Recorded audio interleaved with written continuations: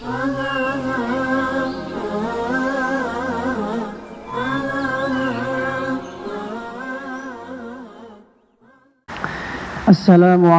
warahmatullahi wabarakatuh.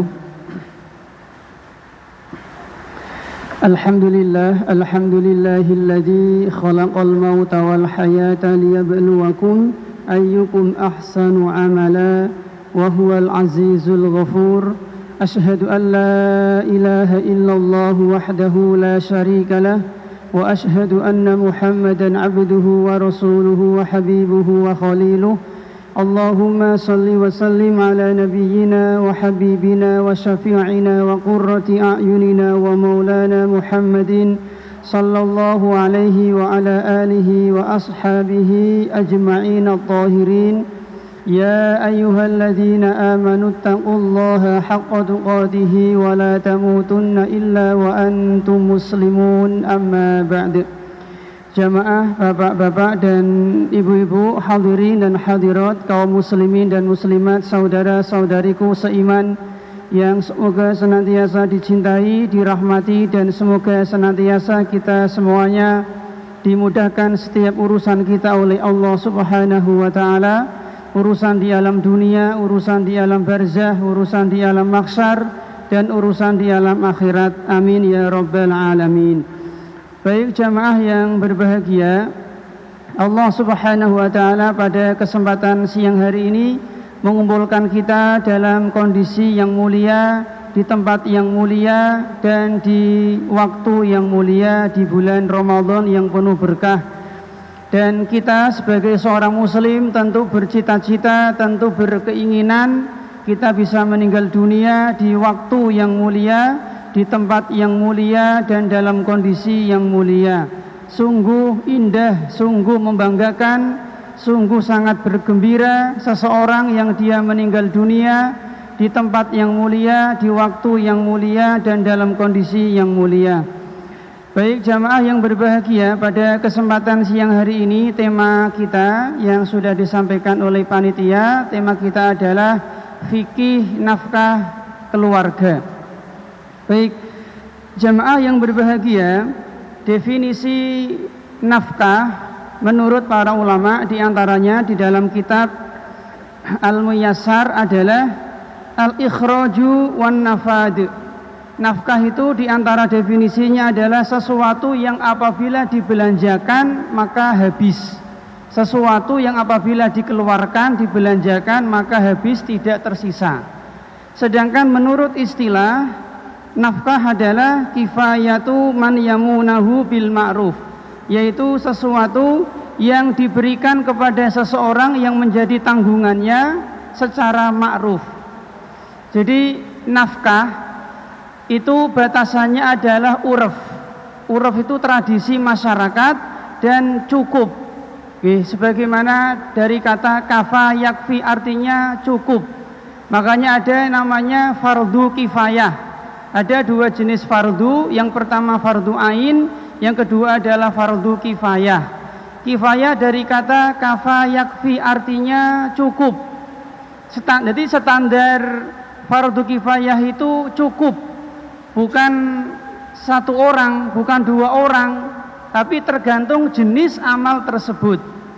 Misalkan contoh, fardu kifayah mengurus jenazah, tentu bukan satu orang. Karena kalau memandikan jenazah satu orang itu kan butuh mengangkat mayat, butuh mengambil air dan seterusnya, maka tidak cukup memandikan jenazah, mengurus jenazah cuma satu orang. Jadi tergantung jenis amalannya. Seperti azan. Azan itu hukumnya fardu kifayah. Apakah azan itu cukup satu orang? Tentu tergantung lokasi, tergantung daerah. Kalau misalkan satu kampung yang kampungnya besar, kemudian yang azan cuma satu orang, yang lain tidak mendengar, maka ini pun kurang. Jelas ya? Jadi standar kifayah itu bukan satu orang, tapi cukup. Seperti jihad. Jihad hukumnya fardu kifayah. Apakah hanya satu orang? Tentu tidak. Namanya perang ya butuh banyak orang. Jelas ya? Tergantung kecukupan. Termasuk masalah nafkah. Nafkah itu hukumnya atau standar nafkah itu adalah kifayah, cukup menurut uruf. Uruf itu berarti tradisi masyarakat. Karena standar nafkah itu uruf atau tradisi masyarakat, budaya masyarakat, maka kondisi masyarakat Semarang tentu nafkahnya tidak sama dengan kondisi masyarakat di Jakarta. Kondisi masyarakat Indonesia nafkahnya tidak sama dengan kondisi masyarakat di Arab Saudi misalkan. Kondisi masyarakat di Semarang tentu tidak sama dengan masyarakat di Surabaya misalkan. Kondisi keluarga di kota tentu tidak sama dengan kondisi keluarga di desa, tentu tidak sama, tapi menurut standar uruf masing-masing tempat. Kalau di Semarang itu ya nafkah primer misalkan seperti makanan, ya seperti makan. Kalau di Semarang itu ya makan sehari 3 kali, makan pagi, makan siang, makan sore. Kemudian makannya pakai nasi. Kemudian ada sayurnya, ada lauknya, mungkin ada sambelnya, ada kerupuknya. Itulah standar nafkah di Semarang. Makanya kalau ada dia orang Semarang, kemudian dia dalam kondisi mampu, dia sengaja memberi makan istrinya, anaknya kok nasi jagung, nasi karak, atau makannya cuma 2 kali tanpa lauk, berarti dia zalim. Dia telah berbuat kezaliman, dia telah berbuat dosa kepada Allah Subhanahu wa ta'ala. Karena standar nafkah di Semarang ya tadi, makan 3 kali pakai nasi, mungkin tambah tambah kerupuk, tambah sambel. Bahkan sebagian perumahan yang elit itu terkadang sayurnya 2 jenis dan seterusnya. Hadirin yang berbahagia, hukum nafkah itu hukumnya wajib, dan ini dalilnya banyak. Di antaranya adalah Nabi kita Muhammad sallallahu alaihi wasallam pernah ditanya oleh Muawiyah, "Ya Rasulullah, apa hak seorang istri terhadap suaminya?" Maka kata Nabi, "An tut'imaha idza tu'imta," yaitu engkau memberi makan tatkala engkau makan. Yang kedua adalah wataksuha idza iktasaita. Yang kedua engkau memberi pakaian tatkala engkau berpakaian. Yang ketiga, wala tadribil wajha, engkau tidak boleh memukul wajahnya. Kemudian wala tajhar fil baiti, engkau tidak boleh menghajar istri kamu kecuali di dalam rumah. Dari hadis ini bisa kita mengambil kesimpulan bahwa nafkah yang paling utama itu ada 3. Yang pertama adalah makan, yang kedua adalah pakaian. Standar pakaian berarti kalau dipakai aurat istrinya tertutup rapat.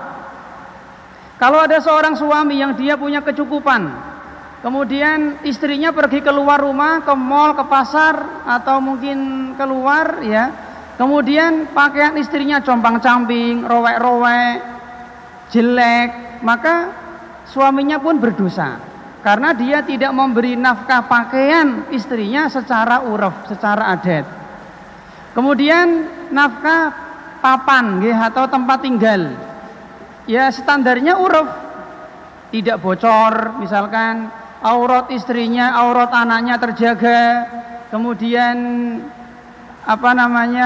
bebas dari gangguan binatang buas, bebas dari panas, bebas dari hujan dan seterusnya. Soal masalah bentuk rumah, mau ngontrak tidak ngontrak itu teknis. Yang penting standar uruf nafkahnya itu tergantung dari tradisi masyarakat.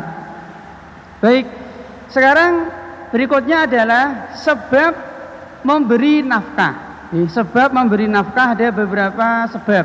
Yang pertama, sebab nafkah itu karena perbudakan. Dan dalam Islam, budak itu hanya dengan satu sebab, yaitu sebab peperangan yang syar'i. Kaum muslimin berperang dengan orang-orang kafir. Kemudian orang-orang kafir kalah, maka ketika ditawan, salah satu opsinya adalah dijadikan budak. Nah, nafkah budak itu ditanggung oleh tuannya. Jelas ya, yang pertama. Yang kedua adalah kepemilikan.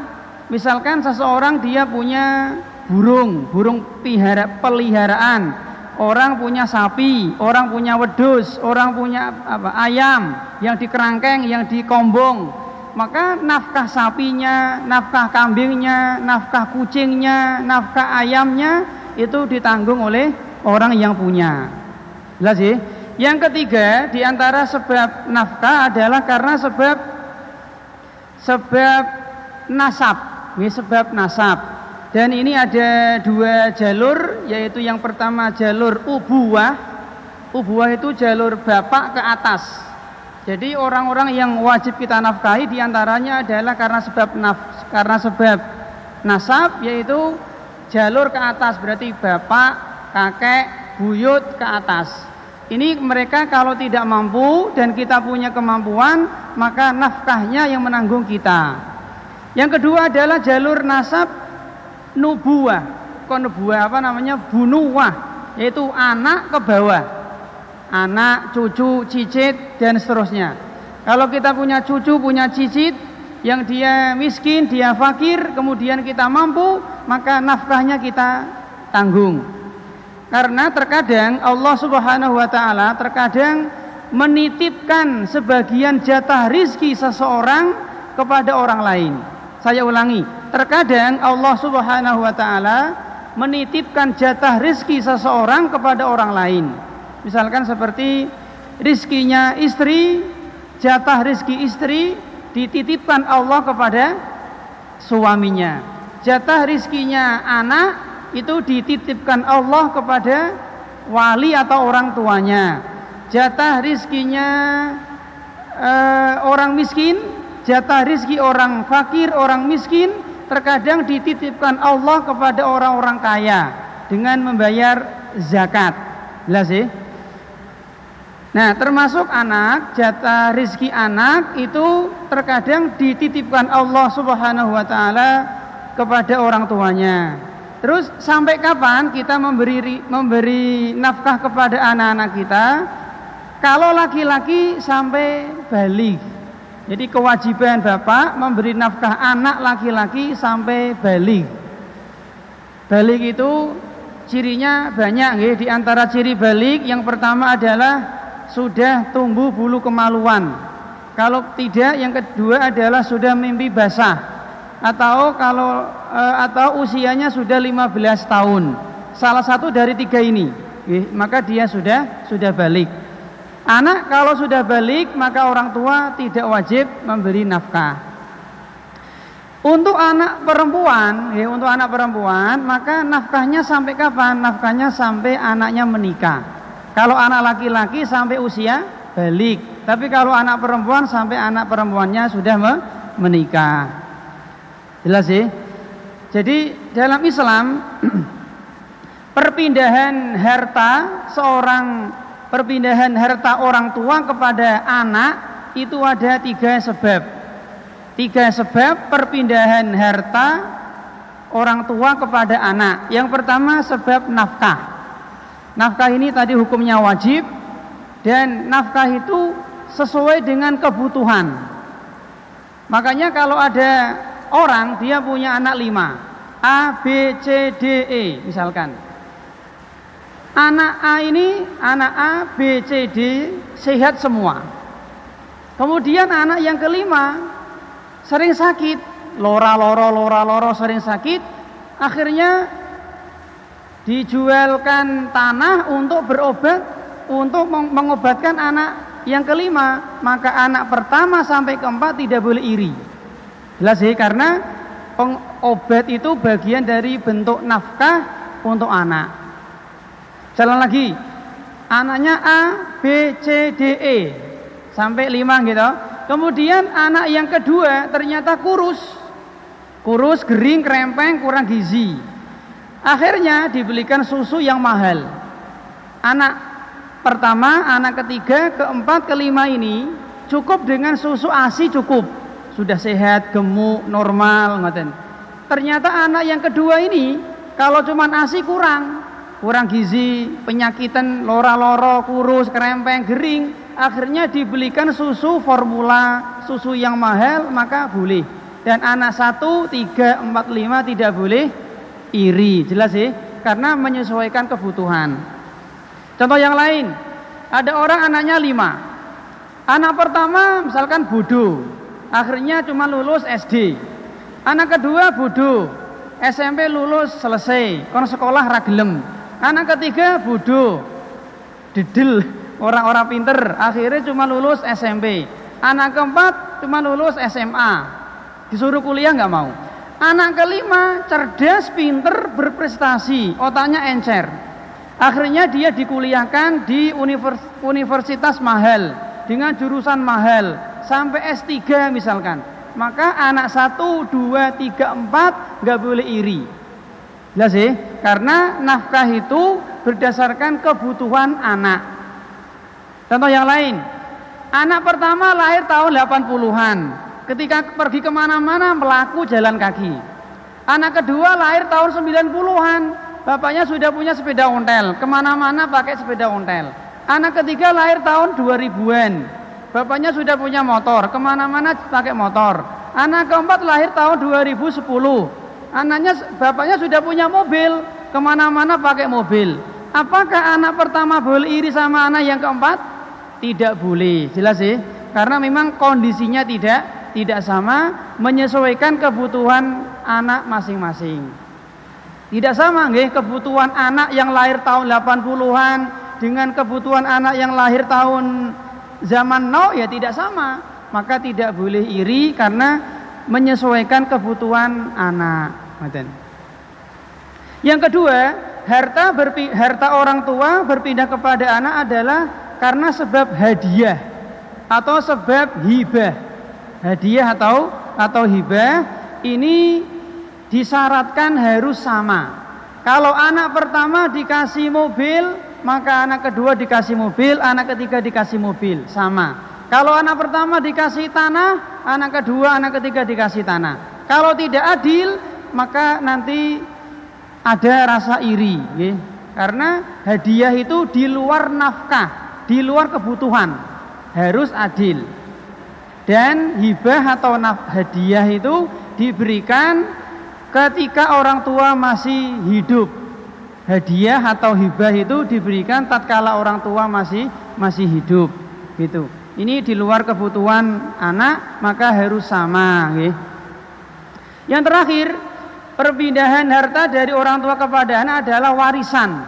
Warisan ini ketika orang tua sudah meninggal. Jadi adanya bagi waris ketika orang tua sudah meninggal, dan aturan bagi waris itu menyesuaikan aturan Allah Subhanahu wa taala. Laki-laki bagiannya 2, wanita bagiannya 1, dan warisan itu otomatis. Meskipun orang tuanya diem nggak pernah ngomong, namanya anak, orang tua meninggal, dia pasti mendapatkan jatah. Meskipun anaknya mungkin durhaka, anaknya berengkele, anaknya nakal, nggak pernah berbakti kepada orang tua, tapi ketika orang tuanya sudah meninggal dunia, dia tetap mendapatkan jatah waris. Karena warisan itu otomatis, minta tidak minta, orang tua diem tetap. Bahkan contoh, ada orang tua, pokoknya kamu tidak tanggap anak karena kamu berengkele, kamu nakal, kamu jahat, kamu tidak tanggap anak, kamu tidak halal warisanku, misalkan. Ternyata orang tuanya meninggal, maka ketika orang tuanya meninggal, anak tadi tetap mendapatkan jatah waris, karena warisan itu mengikuti aturan Allah Subhanahu wa taala. Jelas ya? Kok cepet nih Pak nggih? 11, setengah 1 nggih. Kemudian berikutnya, di antara orang yang di antara sebab nafkah nggih, sebab pernikahan, yaitu sebab pernikahan berarti istri nggih, istri.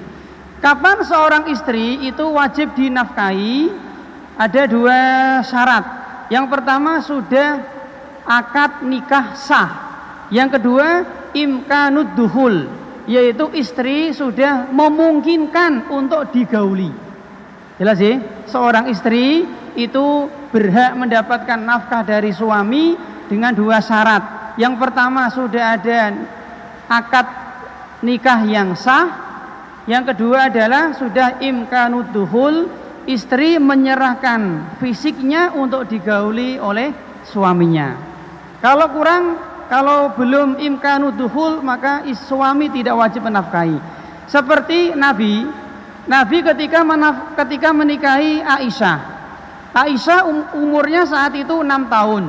Maka Nabi belum menafkahi Aisyah karena Aisyah masih bersama satu rumah sama sama Abu Bakar bapaknya. Tetapi ketika Aisyah usianya sudah 9 tahun, sudah satu rumah sama Nabi, sudah mungkin digauli Nabi, maka nafkah Aisyah ditanggung oleh Nabi sallallahu alaihi wasallam. Jelas sih? Jamaah yang semoga senantiasa dirahmati oleh Allah Subhanahu wa taala. Jadi ini nafkah perkara yang sangat penting. Karena Allah Subhanahu wa taala memberikan kita kewajiban di dunia ini, ya kita tentu butuh nafkah nggih. Pakaian termasuk nafkah, makanan termasuk nafkah, tempat tinggal termasuk nafkah. Oleh karena itu para suami laki-laki itu yang dipuji Allah adalah laki-laki yang dia bekerja. Kata Allah, rijalul la tulhihim tijaratun. Kata Allah, rijal, laki-laki yang sejati, laki-laki yang top, itu laki-laki yang dia bekerja, yang dia berbisnis, berdagang, dia peras keringat, banting tulang, pergi pagi, pulang sore, dalam rangka untuk memberikan nafkah kepada orang-orang yang ditanggung. Bukan laki-laki yang cuma iktikaf, baca Quran terus, ngaji terus, puasa terus, sholat terus, bukan.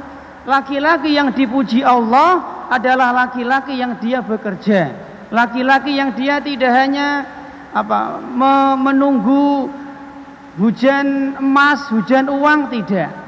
Karena kata Nabi, harta yang paling bagus adalah harta dari hasil jerih payah kita sendiri. Kata Nabi ketika ditanya oleh para sahabat, ya Rasulullah, ayul kasbi atyab, apa sih penghasilan yang paling bagus? Kata Nabi adalah amalur rajuli biyadihi, yaitu penghasilan yang paling bagus, harta yang paling bermartabat, terhormat adalah harta yang dia peroleh dengan tangannya sendiri. Karena dalam Islam itu harta itu bertingkat-tingkat. Harta yang paling top adalah harta yang paling terhormat, itu harta yang didapatkan dari usaha sendiri. Bukan warisan, bukan pemberian orang, bukan meminta orang, bukan, tapi dari hasil jerih payah sendiri. Karena Islam bukan agama pengemis. Islam bukan agama yang menyuruh umatnya untuk meminta-minta, bukan. Tapi Islam itu menyuruh, memotivasi kita untuk bekerja, beramal dan beramal. Beramal untuk akhirat dan beramal untuk dunia kita. Jamaah yang semoga senantiasa dirahmati oleh Allah Subhanahu wa taala. Oleh karena itu, ketika panjenengan bekerja, pergi pagi pulang sore gitu, berkeringat, kepanasan, mungkin kehujanan, mungkin ya kalau dipaido sama mandor, disenani sama bos, yakini jenengan itu ketika bekerja itu jenengan sedang beribadah kepada Allah Subhanahu wa taala. Bahkan kata Allah, qul inna sholati wa nusuki wa mahyaya wa mamati lillahi rabbil alamin. Kata Allah, sesungguhnya salatku, ibadahku, sembelianku, hidupku, matiku lillahi. Kata para ulama, barang siapa yang dia beramal dengan amalan dunia murni tetapi niatnya lillahi, maka mendapatkan pahala. Saya ulangi, barang siapa yang dia beramal dengan amalan dunia murni. Amal dunia murni itu apa sih? Ya, amal dunia itu ya mungkin masak, nyuci, nyetrika, bekerja, bisnis, dagang, bertani, nelayan, menanam, memanen, kan dunia murni. Nyapu, olahraga, piknik, jalan-jalan, tidur, mandi, amalan dunia murni. Tetapi kalau lillahi berpahala. Panjenengan bekerja itu kalau lillahi berpahala. Syaratnya lillahi. Harus niatnya bukan semata-mata bentuk gaji, bukan.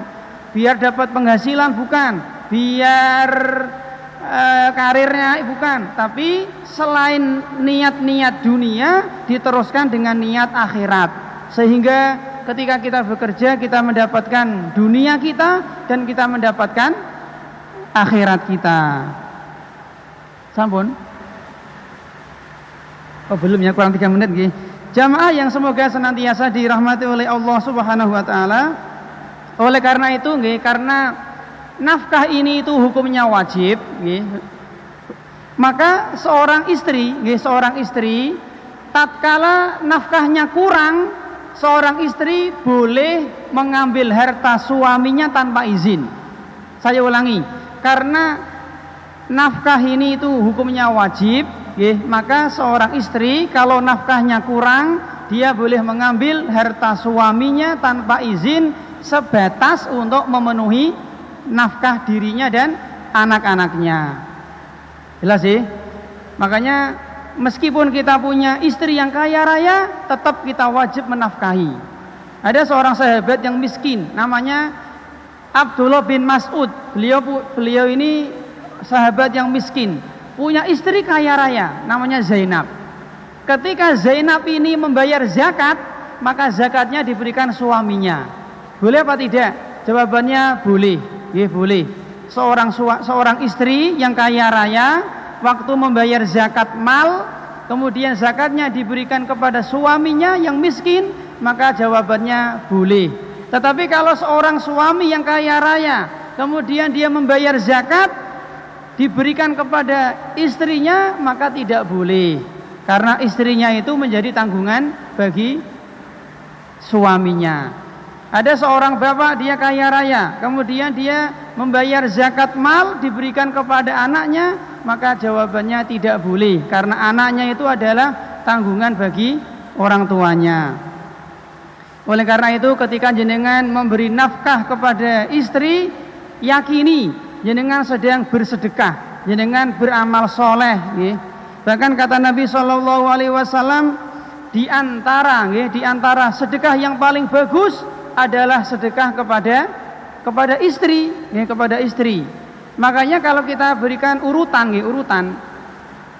memberi nafkah, yang pertama adalah sinten? Siapa? Diri sendiri. Jadi kewajiban nafkah itu yang pertama adalah diri sendiri. Jangan sampai anak kita kenyang, istri kita kenyang, kita malah kelaparan, nggak boleh. Jadi orang yang pertama wajib kita beri nafkah adalah diri sendiri dulu. Setelah itu baru istri, kemudian baru anak, kemudian baru orang tua. Ya sih, memberi nafkah kepada orang tua hukumnya wajib kalau orang tua kita tidak mampu dan kita memiliki kemampuan. Jamaah yang semoga senantiasa dirahmati oleh Allah Subhanahu wa taala. Jadi cakupan nafkah itu tadi meliputi pakaian, kemudian makanan, kemudian tempat tinggal menurut tradisi masyarakat, menurut uruf di masyarakat. Tetapi ada ulama yang memberikan tambahan, yaitu seperti khodim, pembantu.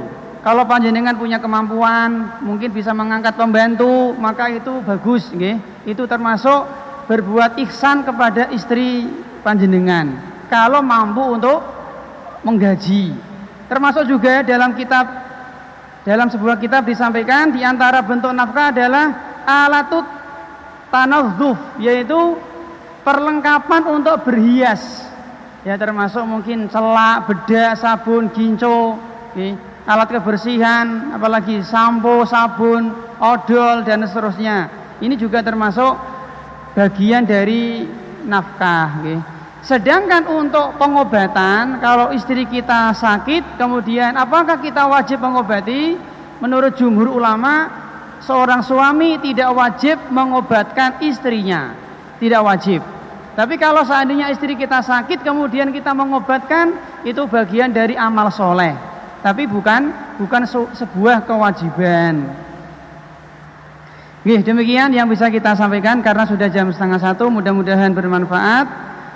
Mudah-mudahan kita bisa memberikan nafkah terbaik untuk keluarga kita, untuk diri kita dan untuk orang-orang yang kita tanggung. Dan kewajiban seorang suami yang paling besar adalah menyelamatkan keluarganya dari api neraka. Saya ulangi, kewajiban yang paling besar, kewajiban yang paling tinggi seorang suami adalah menyelamatkan istrinya, menyelamatkan anak-anaknya, menyelamatkan kerabatnya dari api neraka. Sebagaimana firman Allah, "Qu anfusakum wa ahlikum naro." Jagalah diri kamu dan keluarga kamu dari api neraka. Karena keluarga yang sukses adalah keluarga yang tatkala istrinya, suaminya, anak-anaknya, cucu-cucunya bisa reuni, bisa berkumpul di dalam surganya Allah Subhanahu wa taala. Itulah keluarga yang sukses.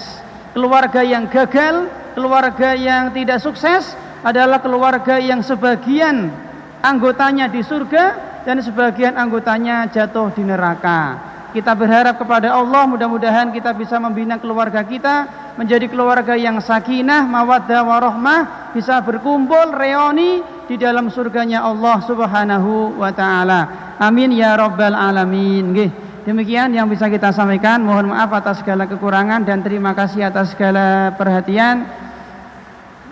Sudah ada pertanyaan? Ya ada nggih. Nggih, kita akhiri kajian kita dengan doa penutup majelis. Subhanakallahumma wa bihamdik asyhadu an la ilaha illa anta astaghfiruka wa atubu ilaik. Terima kasih dan mohon maaf. Assalamualaikum warahmatullahi wabarakatuh.